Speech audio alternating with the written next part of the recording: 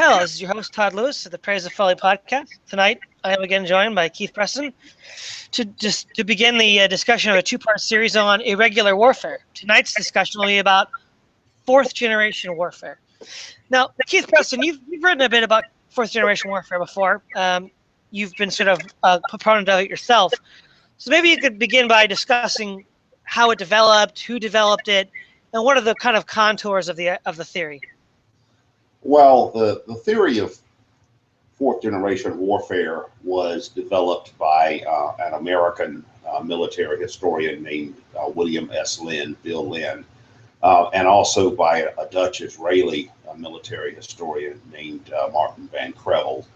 And what the theory is based on is the idea that modern warfare, contemporary warfare, is undergoing a transformation where the state is losing its monopoly on war. Now, to understand what that means, we have to turn back the clock to the 1600s. Prior to the 30 Years' War, which was a war that was waged in Central Europe between 1618 and 1648, prior to this 30 Years' War, war was waged throughout Europe and in many other places by many different kinds of entities. When we think about war today, we typically think about one of three things. We think of wars between states like World War II. We think of a civil war like the U.S. Civil War, where a society collapses and different factions are trying to form a state. Or we think of a revolutionary war like the American Revolution, where the colonists overthrew the colonial governments, or the war in Vietnam, or something like that.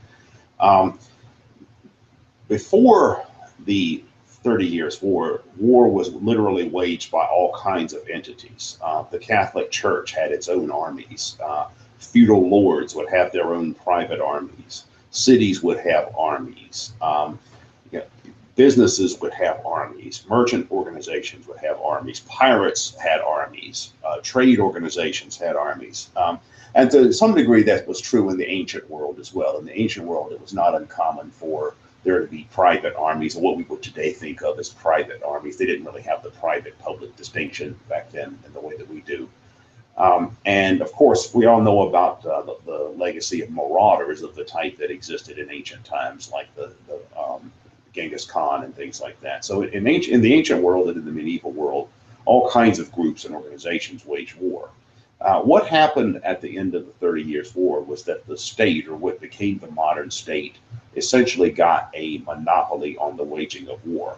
The Treaty of Westphalia established an agreement between the various powers in Europe that only the state would be allowed to wage war, that private entities, like individual sovereigns, kings over different realms, would prohibit their subjects from waging war. They would not allow individual princes and feudal lords and towns and churches and things like that to wage war.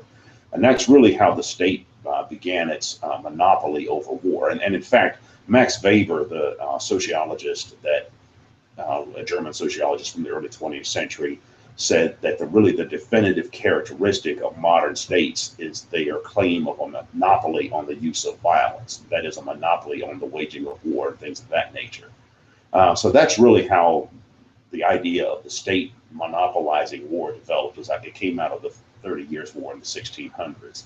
And this model remained in place up until, at least in Europe, up until really the 19th century.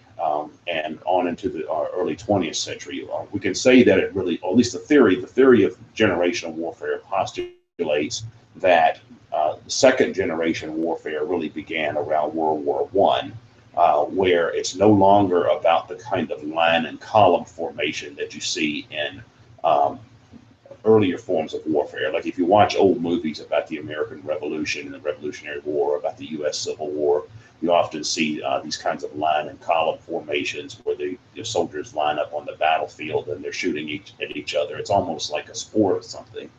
And it was in World War I that war underwent a transformation where it was no longer really just about this kind of line and column formation, this kind of gentleman's war. It was more just about just sheer military force, just sheer artillery force.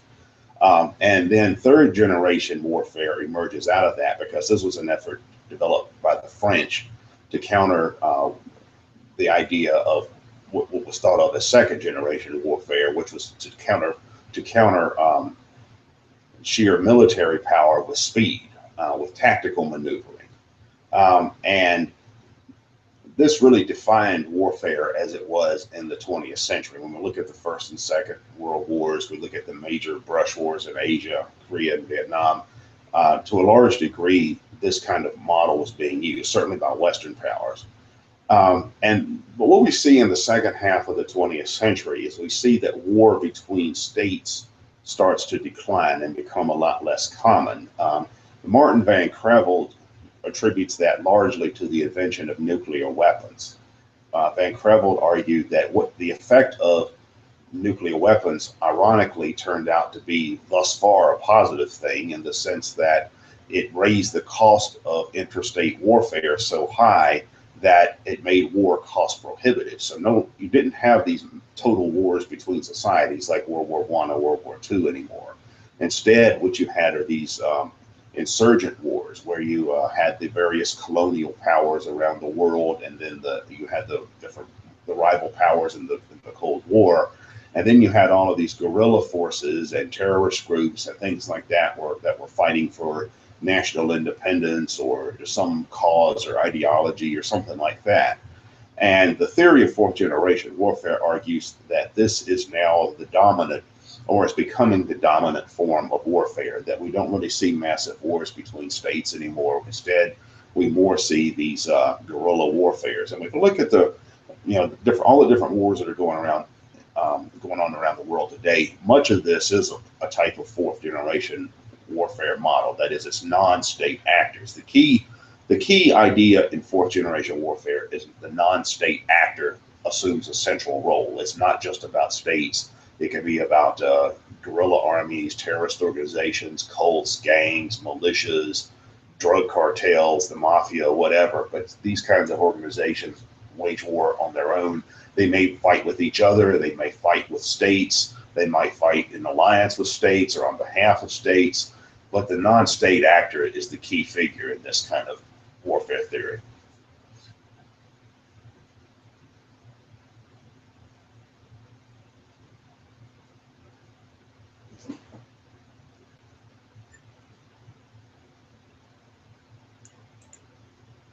Hello? Oh, sorry. Let's see here. Can you hear me now? I can hear you now. Yeah, my mic was set. I had it muted, and then I unmuted it, but then my mic was up, so sorry about that. Huh? Bill Lind, in his On Traditional Right, that's kind of his unofficial blog where he posts all of his material. He has a PDF where he describes fourth generational warfare. And as far as I understand it, he talks about the 4 generations of war. So you got mass armies, lining column, Napoleon. You've got the age of firepower, which, maybe the U.S. Civil War, maybe World War I, kind of debatable, where we use firepower to gain the advantage. And then we have maneuver, beginning with World War II and the Blitzkrieg. And then fourth generational warfare, maybe sometime from Vietnam onward. A corollary to that is that the state is in crisis. And I think you touched on that already. William S. Lind argues that the state has a crisis of legitimacy. And the other issue that is, the last issue that I found that I thought important was he said there were 3 parts to warfare: tactics, operations, and strategy.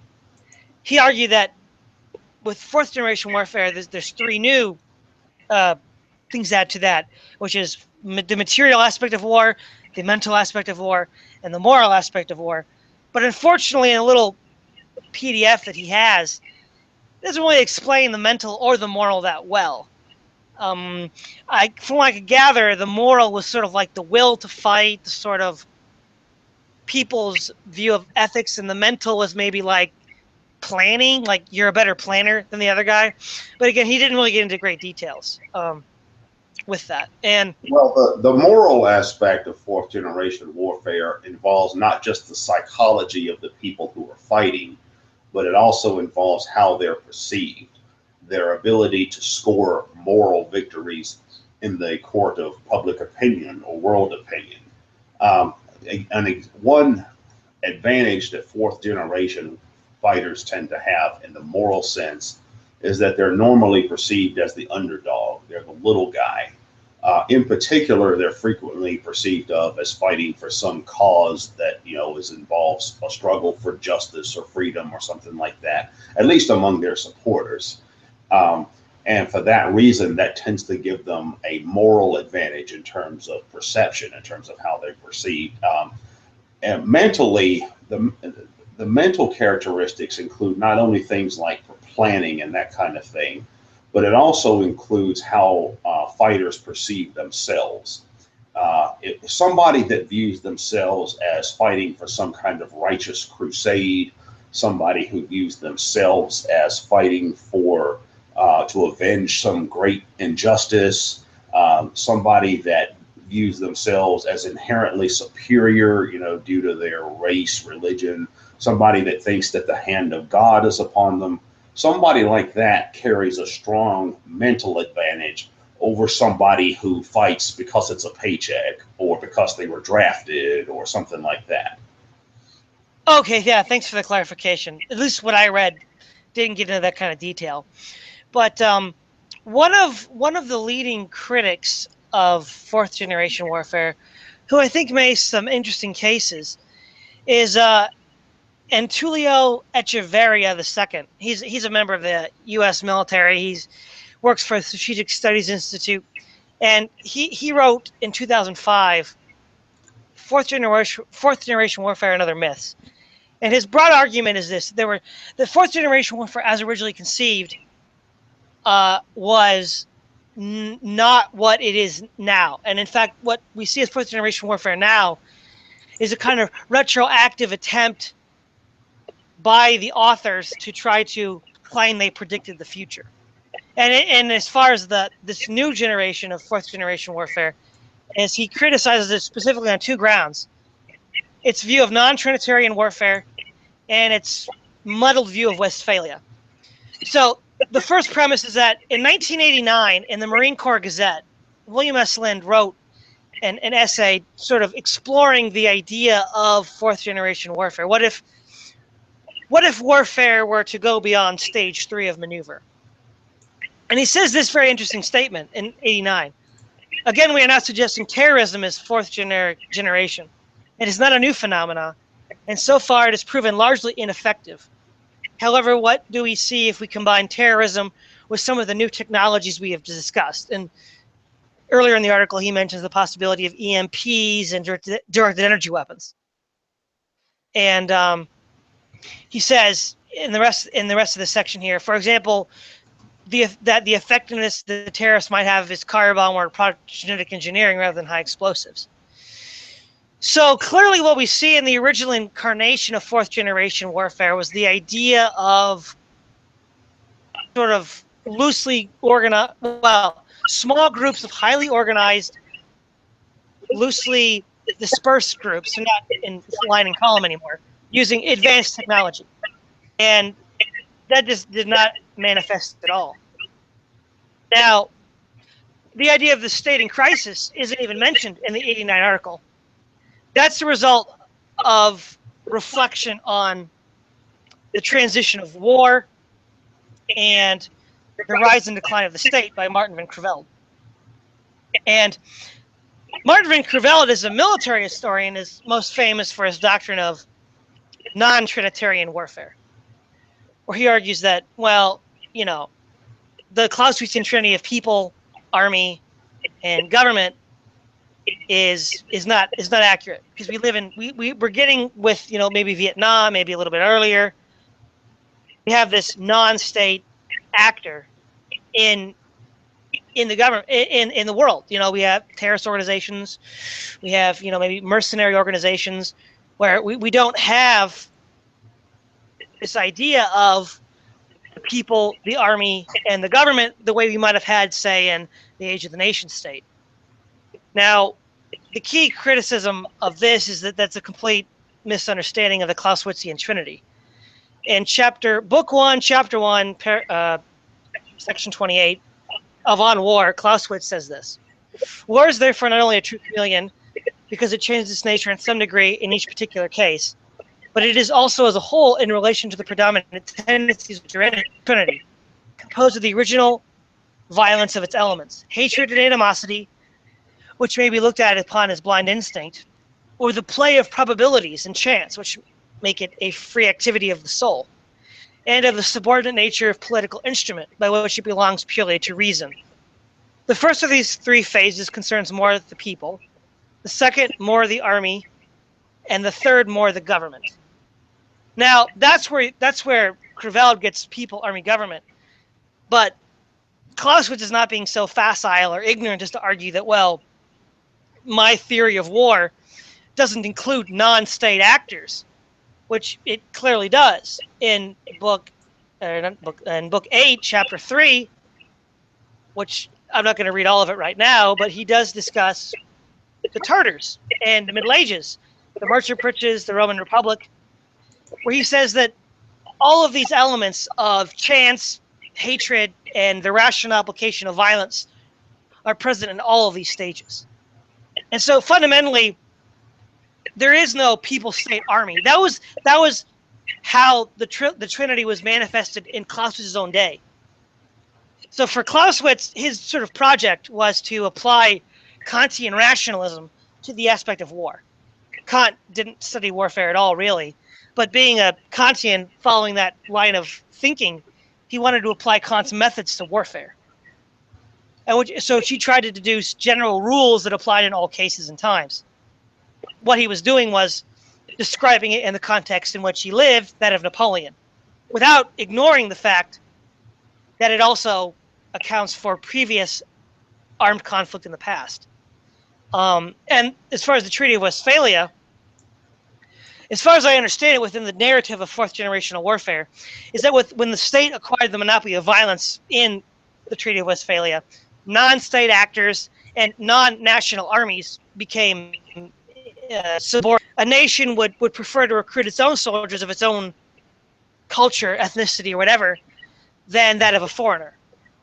But Westphalia did not mark the decline of mercenary armies. The American Revolution, the British hired many Germans, the Hessians. During the Napoleonic Wars even, half the British army was German because the German city-states, being poor and lacking in natural resources, had only one resource, their human capital, and they devoted it to warfare. The French recruited from the Swiss, who also being poor, resorted to warfare to augment their coffers. And mercenary warfare has always ebbed and flowed. It's not just during like World War II or World War I. Mercenaries were a small component of the warfare. In ancient times, with the Greeks, mercenaries were quite common. Greeks would fight for Persians, Greeks or Carthaginians. But when the Roman Empire gained ascendancy in the Mediterranean, mercenary activity was curtailed, partly due to the Roman peace, and partly because the Romans said, look, if you fight us, we'll wipe you out. And so there's nothing fundamentally revolutionary about these things that are being described. They're merely part of the cyclical course of history, and in some cases are deliberate misconstruences of other positions. Well, I think that the main criticism that Echeverria raises of fourth generation theory is simply that fourth generation is just another name for for insurgencies, for non-state insurgencies like guerrilla warfare and things of that nature. And those kinds of things have, as you said, have existed since time immemorial. I mean, you can go back to the ancient world and see plenty of examples of slave revolts and rebellions by people under occupation, by the Romans or whomever, mercenaries, pirates, the whole range of non-state extra-legal violence of that type. So in that respect, no, I would tend to agree with Echeverria in the sense that insurgencies are not new at all. I think the importance of Lynn's theory is the fact that the Westphalian system is breaking down. And you're right as well in that his theory on that is really sort of a hybrid of fourth generation theory and Van Crevel's theory on the decline of the state. It's not really the original fourth generation theory. But I do think that it's an interesting aspect of his thinking in the sense that he talks about how Van Crevel has identified ways in which the state is breaking down and losing its legitimacy as people are transferring their loyalties to other kinds of institutions. And it's not just in the matter of military affairs either. I think Krevel's theory on this, on the decline of the state, basically amounts to the view that not only has intrastate or interstate war become cost prohibitive due to nuclear weapons, but he also talks about how, due to the fiscal problems that modern welfare states have, they're increasingly unable to provide material goods that people want or need. Due to the global economy, trade and communication and things like that is becoming much more globalized and transcending national borders. There's immigration, there's the internet. There's a wide range of factors that Van Krevel identifies besides warfare that he regards as contributing to the breakdown of the state. And the key issue that Lynn draws from this theory is the idea that people are actually transferring their loyalties to other institutions or organizations. Instead of being patriotic towards your country, where you salute the flag and revere the president or the prime minister or the king or whomever, the dictator or whomever. Instead, perhaps you don't care at all about your particular country of origin. You're interested in the religious community that you belong to, which may transcend national borders, or the particular ideological faction that you belong to, fascism or Marxism or whatever. Or it may just be some kind of criminal organization, a gang, or it may be, or the mafia, or it could be a cult, or it could be some kind of cause you're fighting for. There are people out there, for example, in the United States, who are far more loyal to the animal rights movement or the ecology movement than they are to the United States as a nation, or to the white nationalist movement or the black nationalist movement or Black Lives Matter than they are to the United States. It's like these national entities as targets of reference and loyalty are fading into the background, and people are shifting their emotional and psychological attachments to these other kinds of entities. I think maybe one of the weaknesses here in fourth generation warfare is the state isn't clearly defined, at least when I hear it talked in a popular aspect. So when they say the state, I presume they mean the nation state. And the idea of the nation state, where the ethnic population is given the representation of a state, was not the result of Westphalia, but the result of the French Revolution. Well, I think in the case of fourth generation warfare theory, they're thinking about the state more in the Bavarian sense of maintaining a monopoly on the legitimate use of violence, regardless of what kind of state it is. It could be technically be a multinational or multicultural state, like say the Habsburgs or the Ottoman Empire or the Soviet Union or whatever, the United States. But I think that the key issue there is that these are all entities that, whatever their other characteristics, they claim a monopoly on the legitimate use of violence. And I think that for the purposes of fourth generation warfare theory, that's what came out of the Westphalian system that the emphasis is on. You're right in the sense that the nation state system came long after the Westphalian system. Like the Westphalian system largely had to do with the sovereignty of the realm of particular monarchs. And it was during this time that these absolute monarchs were starting to rise, and the influence of Hobbes and that kind of thing was starting to develop, on the idea that the sovereign is he who controls the realm and has absolute authority over the realm and things like that. The nation state, in the sense that the nation is defined by an ethnic group with a common language or something like that, that comes out of the French Revolution. It comes out of the 19th century with the unification of Germany and Italy and some of these other entities. And so I think we have to differentiate between the Westphalian concept of the state and the nation state in the terms of nationalism. You can have a state that doesn't really reflect any kind of traditional nationalism. It could be a multicultural or a multi-ethnic monarchy. It could be a multicultural democracy. It could be a communist dictatorship that rules over a bunch of different ethnic groups. Yeah, okay. Well, in that case, for instance, with the Westphalian system and the monopoly of violence, that's the standard Bavarian definition. But sort of one of the problems that I find with that definition is at least within the Anglosphere, presumably also Switzerland and Holland as well, there's this deep-seated understanding that the citizenry has the right to bear arms, which is a direct contradiction to the state's monopoly on violence. And it's never been officially, though unofficially they've made laws against it, it's never been officially rejected within the Anglosphere, Holland, or Switzerland. Well, it was rejected in England. I mean, England in the 1980s, they actually had to turn in private firearms and things of that nature. Like in Oh yeah, and so did Australia back in the early 2000s. That's right. Yeah, and Holland has fairly strict gun laws as well. It's really only in the United States and Switzerland where you have this right to bear arms that is fairly deeply entrenched in the culture and as well as in the institutional traditions.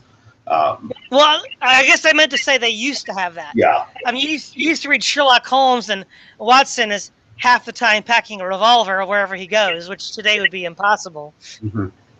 But the other aspect, I think the critique, though, of non-Trinitarian warfare, which for, I would say, Creveled is explicit, for Bill Lind is maybe implicit, because Bill Lind did there his article, in which he does defend the interpretation of the Trinity of Creveled, which is just flatly false.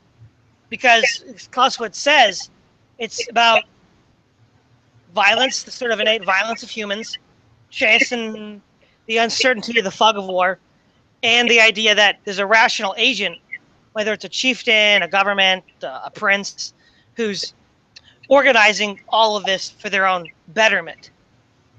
And he's not the only one. I mean, Donald Keegan also has jumped on the bandwagon of non-Trinitarian warfare. And it's fashionable these days.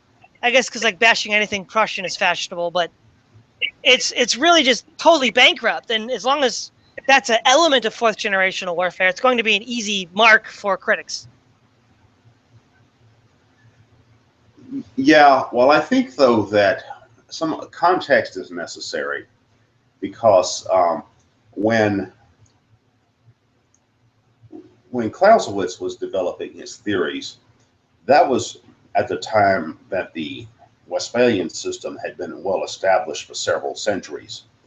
And it was also at the time when the nation-state system was on the rise. You know, Clausewitz was writing in the early 19th century, and it was during the time that the move for Prussian unification, German unification was developing.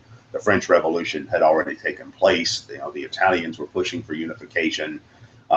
Centralized national states where people of the same language and culture and all that were trying to unify themselves under a common flag.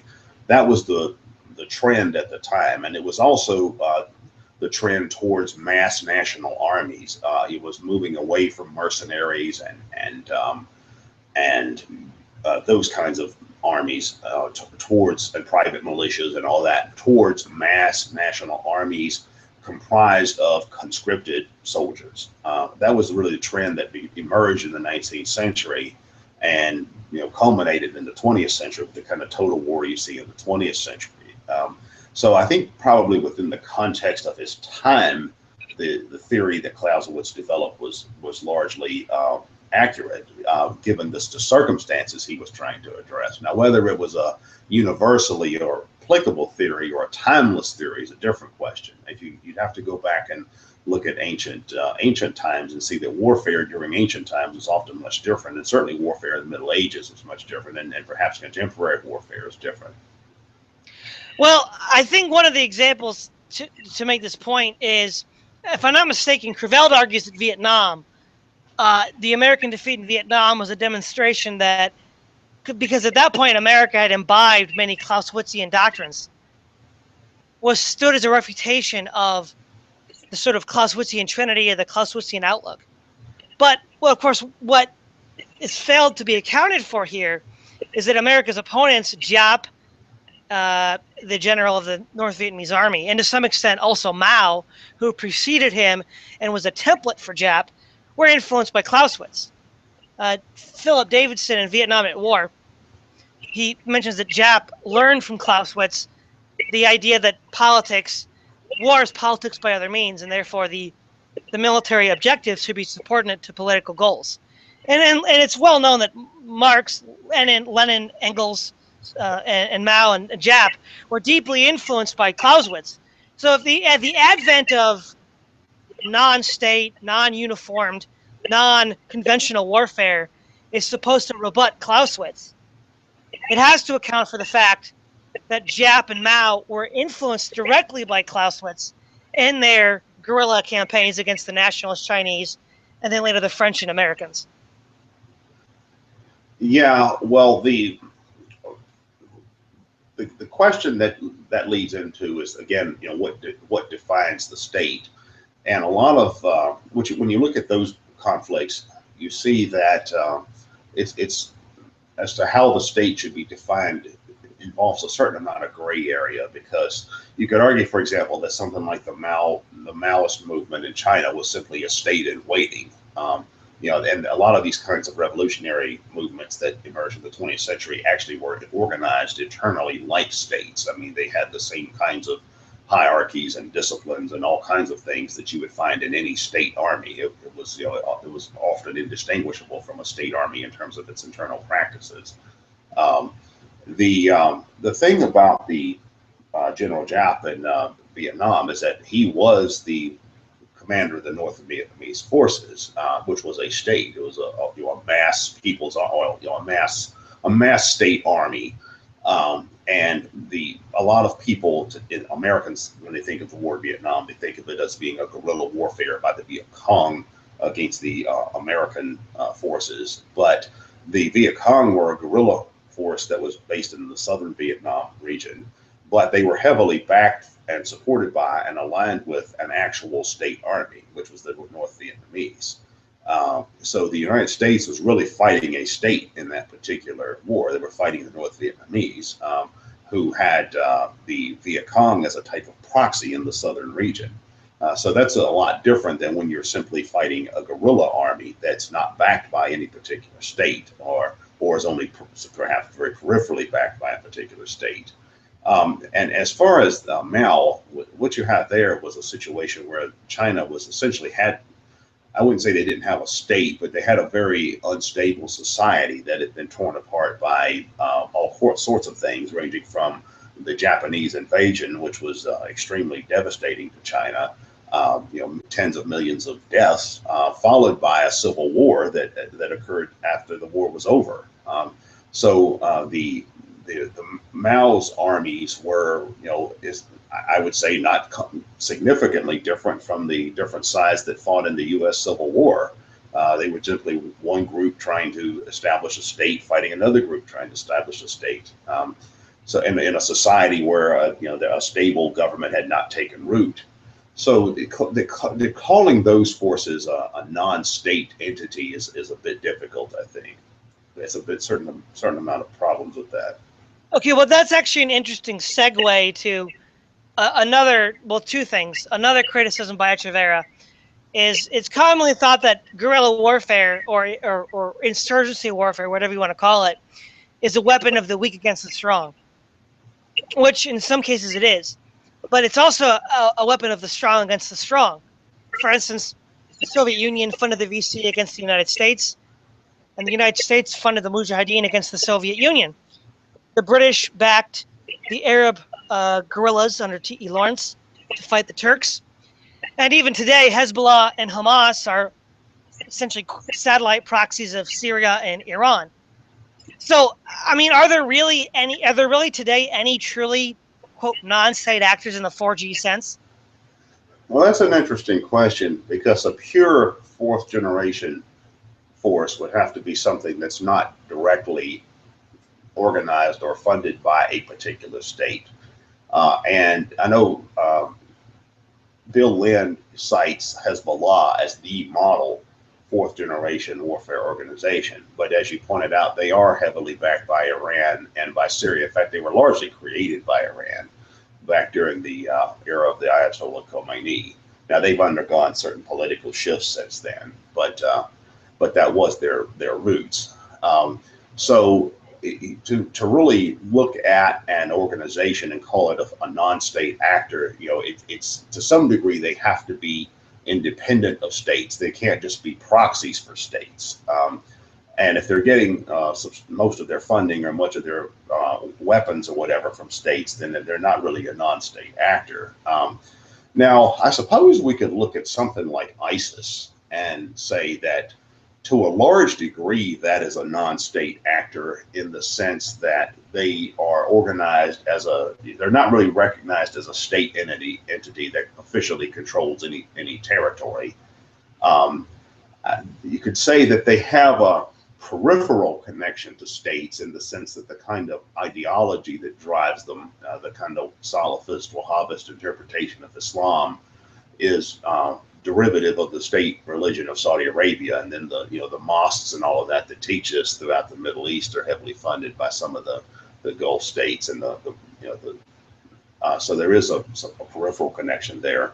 But that's kind of where the connection ends. It's, you also have wealthy individuals, oil sheiks and all that, who fund some of these groups. But but something like ISIS comes close to being a non-state actor in the sense that it's sort of a state that's not really a state. It functions in the same way as a state, but it's not really a formal state. Well, I would agree that ISIS isn't formally recognized by any nation as a state, but in the areas of Iraq and Syria that it occupies, I think in many ways ISIS is the state in that region. That's what it's, because ultimately a caliphate, if it were to succeed, would be a state. Because they're hearkening back to the medieval caliphate, which I don't think you'd call a non-state actor. That would be somewhat odd. Yeah, they weren't a national state. Like the caliphate wasn't really a nation state. It was sort of a transnational state in certain ways. It wasn't a nation state. No. Oh well, yeah, and not being recognized as a legitimate state by other nations or by the international community doesn't mean something isn't a state. I mean, the Bolsheviks were not recognized internationally for a long time after they first seized power. They were considered to be something of a criminal outlaw group that happened to seize control of a particular country. The way ISIS is viewed today. So yeah, it's problematic there when you try to have this claim that these kinds of organizations are not states when they actually control territory. Another interesting example would be something like the FARC in Colombia. The FARC for a long time controlled a great deal of territory in Colombia. At one point, they actually controlled about 40% of the nation. And while they weren't really recognized as a state, they certainly were organized as a state in the sense of having a chain of command, a hierarchy, a system of authority, rules, control over territory, things of that nature. The Shining Path of Peru was another example. They at one point controlled a vast amount of territory in Peru as well, even though they never formally actually established a state or never formally overthrew the government of Peru or anything like that. And there's tons of examples like this from different parts of the world. And then there's also situations where a fourth generation force does become the state, like the People's War Group of Nepal is a good example. I mean, they actually were successful in overthrowing the monarchy of Nepal and established a republic. And they essentially became the state. I mean, they continued, the Maoist party that led the PWG. I mean, they are the dominant party in Nepal now. So I think it gets back to this idea of what is the state, and the state I think has the state is something that's something of a continuum. I mean, I don't know that you can really have a clear line and say, okay, over on this side state, over on the other side non-state. But I think Weber's definition of the state in a modern sense is a good definition, in the sense of it claims a monopoly on the legitimate use of violence. But then it gets into the question of what is legitimacy. There's the Schmittian view of legitimacy. Well, the legitimacy is the ability to hold power, or the ability to simply gain the support of most people within a territory. There are other people, of course, who have more stringent views for legitimacy. Well, it has to be a democracy or something like that. Yeah. I think maybe an interesting segue on generation warfare, and to lead into its sort of how it's been used by libertarians and anarchists, is the premise that the state is fundamentally in decline, that the legitimacy of the state is fundamentally in question. Um, I just don't see any evidence for that. I think what is in jeopardy is the idea of the socialist cradle-to-grave state. Yes, that is in jeopardy. Bankruptcy, lack of identification to it due to people being disillusioned by the corruption. But I don't see the idea of the state. I mean, after all, I hear anarchists and libertarians complaining all the time that in America, people just blindly trust their politicians. That's kind of incommensurate with a lack of faith in the state.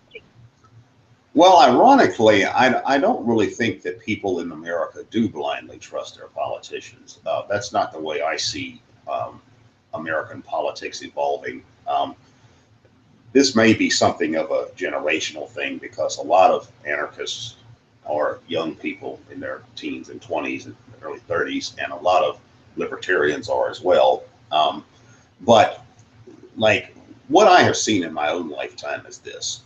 I remember in the 1970s, early 1970s, when I was in elementary school, Richard Nixon was reelected with a 49 state landslide. The challenger, George McGovern, did not even win his home state. The only state that he won was Massachusetts, which at the time was the most liberal state in the nation. They used to say a Massachusetts liberal, which means like an ultra liberal. And this was in spite of the fact that Watergate and some of that kind of stuff was already starting to appear in the press at the time of this election, and the Vietnam War had been going on for years, and Nixon had gotten elected in '68, promising to end the war, and he hadn't done so. So in spite of all of that, Nixon still won a 49 state landslide. I know in 1984, Ronald Reagan won re-election with a 49 state landslide, and his challenger, Walter Mondale, only won his home state of Minnesota, and that was it. So that's when I think of this decline of the state in the United States. That's what I think of. I remember, growing up, many people, liberals and conservatives alike, thought that the president was a godlike figure, and saying something bad about the president or disrespecting the leader of the nation or something was a terrible thing. Now there was always the partisan rivalry. There were always liberals who didn't like Reagan and conservatives that didn't like Jimmy Carter and stuff like that. I mean, there was always that kind of stuff. But over time, what I have seen in the United States since then is a fracturing of American culture. And I think there's a lot of things that have contributed to this. I think widening class divisions have caused it. Cultural changes in a wide variety of ways, generational change, demographic change has been a big thing. But what I have seen now is Americans are becoming increasingly tribalistic. For example, one thing that I've done, I teach college students, and one of the things that I've done as an experiment in classes before, and this is really as much for my benefit as for the students, is I'll ask them the question of, how many of you consider yourself to be a patriotic American or a loyal American? And many times that I've done that, not a single student will raise their hand or express any affirmation for that idea, which wouldn't have been the case, certainly, even when I was growing up in the 70s or 80s, and certainly not back in the 1950s or something like that. So what I have seen, though, is that there's been this decline of national patriotism and a growing disrespect for national leaders. And I mean, you see this even among lay people. I'll have conversations with just ordinary lay people who are not really politically motivated. And they'll say, yeah, what a bunch of idiots we've got running for president this time. But I do see people transferring their loyalties away from this idea of America as an entity towards their tribe. And the two big tribes are the red tribe and the blue tribe. The Democrats representing the red tribe, the blue tribe, the Republicans representing the red tribe. And then we can say all of these groups are largely coalitions of tribes who have perhaps their own emphasis and their own interest and their own values. But what I've noticed more and more is that the reds and the blues, the liberals and the conservatives, the Democrats and Republicans view themselves or view each other more and more as an enemy nation. In fact, I was talking to someone I know recently who was a very devout, red tribe Republican, and I was explaining this theory to them, and they said, yeah, that's kind of how I view them. That's how I view the other side, as an enemy nation. And I see this happening more and more. And I think that, people talk about how divisive American politics was in the 1960s because we had these massive anti-Vietnam War protests, because we had the anti-war riots, we had the race riots in the cities and things like that. We had assassinations. But I actually think there's a whole lot more divisiveness in American politics today. I think it's actually closer to what it was maybe in the 1850s or 1840s, in the period of leading up to the Civil War, or maybe in the period of Reconstruction or something like that, like right after the Civil War. In the sense that, and the divisiveness we had in the 60s had to do with a minority against a majority. Like Nixon used to talk about the silent majority, which meant most people. And then you had, radicals, student protesters, black militants, race rioters in the city, who were, all of these people collectively were very much a minority, but a vocal one that was not particularly popular. There are a lot of people today, when they think about the 60s, they think everybody was into, student protesting and flower power and hippiedom and the Black Panthers or something like that. But no, that all of that was very much a minority, and it wasn't very well liked by the wider society, and despised in many instances. Yeah, well, the idea that, I think you just mentioned that the U.S. Civil War, or the era right before that, would be a comparable time when rhetoric was so heated. The dissolution of the state, it just led to one ideology literally conquering the other by force of arms. And even if we have the red and blue tribes competing, it's not so much that they want to get rid of the state. It's more that they disagree on the nature in which the state should be led. For example, a lot of anarchists, libertarians in particular, I'm thinking of, when they came across fourth generation warfare and Martin Creveld's Rise and Decline of the State, they seem to think that the fall of the state would be this event, this glorious libertarian eschaton, where the state would wither away and die and be replaced by free market anarchy, which, I mean, is ludicrous. I don't think either Bill Lind or Creveld had that in mind. But what happens is the state always rises and falls. I mean, if Creveld had been writing in the 5th century when the Roman Empire is collapsing, he could say, see, the state's falling. Well, it is. The Roman Empire in the West is falling. But it doesn't mean the idea of the state is obsolete.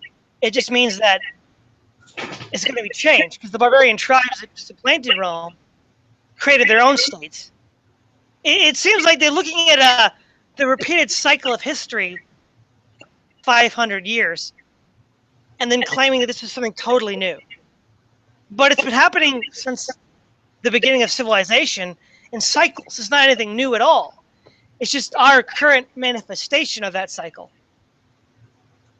Yeah, well, again, that gets back to the question of what is the state in the first place. Kropotkin, the Russian anarchist Peter Kropotkin, had a work called The State, Its Historic Role, where he actually tried to outline his own theory on what the state is. And he actually had a fairly narrow definition of the state. Like, he didn't consider medieval republics to be states. He didn't consider the Greek cities to be states. For him, it came down more to central authority, more along the lines of an empire. He considered the Romans to have been a state, or at least a prototypical state, or like the Babylonians, or some of those ancient empires. But he didn't really consider that to be he didn't really consider any kind of political organization to be a state. Of course, now being a Russian, he was writing in the context of the Russian Empire, the 19th century. So I'm sure that influenced his thinking there quite a bit as well. So that gets into this question of, well, what is the state in the first place? Is the modern state really the same thing as an ancient state, or older forms of social organization? Is a stateless tribe like the Sioux Indians or something? Is that a state, or is that just a diaspora? A stateless state or something? A state without a state. I would agree that when it comes to the whole red-blue dichotomy, that the two sides there are not necessarily fighting to abolish the state as much as they just have a loyalty to their own tribe that supersedes the state. Now, Yeah, I think that what they're fighting for is they want to have hegemony within the state. They don't really say, well, we're going to abolish the government. We just want to have hegemony within the government. But it's still a certain transfer of loyalties um, away from the nation state itself towards their own particular cultural or ideological faction. In fact, I remember some years ago reading a book by Vincent Bugliosi, who's most well known for having been the guy that prosecuted Charles Manson. But he was actually talking about divisiveness, political divisiveness in the United States. And this was an older guy who came from the older World War II, post-war generation, where it's all about the American way and that kind of stuff. And he was lamenting the fact that the different sides in political debates today. He was saying, nobody cares about the good of the country anymore. It's all just about what's good for their party or their interest group or their faction or their ideology or their cause and things like that. But I think that's the whole point. Loyalty is being transferred, I think, away from nation states towards these other things. It's not that people are consciously thinking, we don't want nation states anymore. We don't want any more United States. We don't want any more Russia. We don't want any more, Australia or whatever. They're not thinking that. They're not. People aren't becoming anarchists. In other words, what's happening is that the nation state is being replaced by some sort of modern conception of something more like a tribe. The idea of your loyalty is to the group with which you have this common identity, and that's not the national state. That's just something that is there to build roads and provide social security or whatever. Your in group is your ethnic group, your political group. Well, actually, from what the research that I've seen done on this shows that politics and political party affiliation is by far the most divisive thing in the United States, that race and class are actually a distant second, and that things like gender and religion are a distant third. Now, I'm not sure exactly how that data was compiled. So basically what you're getting at is when ANCAPs get together and congratulate themselves on the death of the state and the libertarian eschaton, they're kind of full of moonshine at that point. Yeah. Well, because people aren't rejecting the state. I mean, people aren't saying we don't want to have any government at all. I don't. If that were the case, the libertarian candidate would do better than he does in elections, and he doesn't. He's doing a little bit better in polls this time around than he usually does because the candidates are so awful from the other parties. But we've seen some growth in the libertarian movement in recent years. But what's interesting is that the libertarian movement in the United States, and there isn't much of a libertarian movement outside the United States, but in the United States, the libertarian movement, while it's grown a bit in the last 10 years or so, thanks to Ron Paul, I think, and his influence, it's also true that libertarianism has split off into the same tribal identities that you find in the mainstream society. Like, I read an article recently by a libertarian guy named Todd Seavey, who's, I guess, some kind of non-aggression principle, property rights type of, I don't know if he's an ANCAP or a minarchist or something, but he was talking about the different factions in libertarianism. There's ANCAPs, there's minarchists, there's paleo-libertarians, there's libertarians with neocon leaning views on foreign policy. There's libertarians that have gone off into this neo-reactionary or alt-right stuff. There are these left libertarians like there's the far left libertarians like the C4SS people, and then there's like less radical left libertarians, then there's liberal libertarians or liberalitarians like the Nicholson Center and some of that kind of stuff. He's talking about how libertarianism really just reflects the same divisions that you see in the wider society as well. And I see that with the anarchists as well. If you look at all the different kinds of anarchist factions, the majority of them, I think, are just an appendage to the blue tribe, just another appendage to the blue tribe. And the ones that aren't tend to veer off in the other direction, and they're essentially an appendage to the red tribe. And so I haven't seen anarchists or libertarians in any philosophy with this kind of anti-state orientation. I haven't seen them go off and form any kind of independent identity for themselves. No, we are not this. We are not the blue tribe or the red tribe or something entirely different. I've seen some hints of that. Like I've seen some commentators say, well, there's sort of a growing gray tribe of people that are influenced by libertarianism and things like that aren't really easily classified as blue or red. And although they perhaps trend more blue most of the time, but I do think though that it's the loss of legitimacy that the state is experiencing is not due to people becoming anarchists. It's people just transferring their loyalties to other kinds of entities that they, that people. It's not that people don't want to have a state; they want to have a different kind of state, or they want hegemony within an existing state. That's really the issue there. Yeah, exactly. Well, I think we're about out of time for part one. Is there anything else you'd like to end with, Keith? That's about it. We covered this pretty well. Okay, so this concludes part one of the Praise of Folly podcast on irregular warfare. Thanks for joining me, Keith Preston. So, signing off.